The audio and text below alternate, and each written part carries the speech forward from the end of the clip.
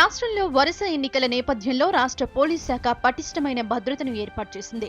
రాష్ట్ర వ్యాప్తంగా 26,135 పోలింగ్ స్టేషన్లను సమస్యాత్మక పోలింగ్ కేంద్రాలుగా గుర్తించిన పోలీస్ శాఖ వాటిపై ప్రత్యేక దృష్టి సారించింది. అన్ని ప్రాంతాల్లో ఎన్నికలు సజావుగా సాగేలా అన్ని చర్యలు తీసుకుంది.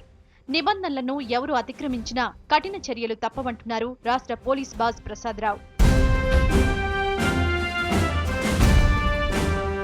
ఎన్నికల్లో డబ్బు పంపిణీని అడ్డుకునేందుకు హైవేలతో పాటు అన్ని జిల్లాల్లో చెక్పోస్టులను ఏర్పాటు చేశారు. మావోయిస్టు ప్రభావిత ప్రాంతాల్లో ప్రత్యేక నిఘా పెట్టారు. నగరాలు, పట్టణాల్లో పోలీస్ యాక్ట్ ప్రకారం ఆంక్షలు ఉంటాయన్న డీజీపీ వీఐపీలకు ఫుల్ సెక్యూరిటీ కల్పిస్తామన్నారు. వెహికల్ చెకింగ్ చేయటము, తర్వాత మనీ ఫర్ డిస్ట్రిబ్యూషన్ పర్పస్ ఏదైనా తీసుకెళ్తుంటే దాన్ని అడ్డుకోవటం, కంట్రోల్ చేయటం దీని యొక్క ముఖ్య ఉద్దేశం అన్నమాట.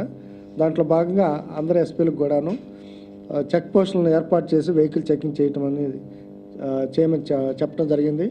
దాంతోపాటు ఈ చెక్ పోస్ట్ యొక్క పని ఏ రకంగా ఉందని సూపర్వైజ్ చేయడానికి ఫ్లయింగ్ స్క్వాడ్స్ కూడా ఏర్పాటు చేయడం జరిగిందనమాట.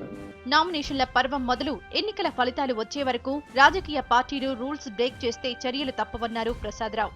ర్యాలీలు, మీటింగ్లు నిర్వహించేవారు స్థానిక పోలీసుల పర్మిషన్ తప్పనిసరిగా తీసుకోవాలన్నారు. ఎప్పటిలాగే ఈసారి కూడా పోలింగ్ బూత్లలో సీసీ కెమెరాలు ఏర్పాటు చేసి పరిస్థితిని సమీక్షించనున్నారు పోలీసులు. లా అండ్ ఆర్డర్ ప్రాబ్లమ్స్ని కంట్రోల్ మేనేజ్ చేయడానికి సెంట్రల్ ఆర్మ్డ్ పోలీస్ ఫోర్సెస్ని డిప్లాయ్ చేయడం జరిగింది. వాటిని ఎలక్షన్ టైంలో కూడా ఉపయోగించుకొని ఎలక్షన్ సజావుగా సాగడానికి కావాల్సిన అన్ని ఏర్పాట్లు చేస్తామండి. సమస్యాత్మక ప్రాంతాలు, రాష్ట్ర సరిహద్దుల్లోని పోలింగ్ కేంద్రాల్లో హెలికాప్టర్లు, ఫ్లయింగ్ స్క్వాడ్తో గట్టి నిఘా ఏర్పాటు చేయనున్నారు కాకీలు.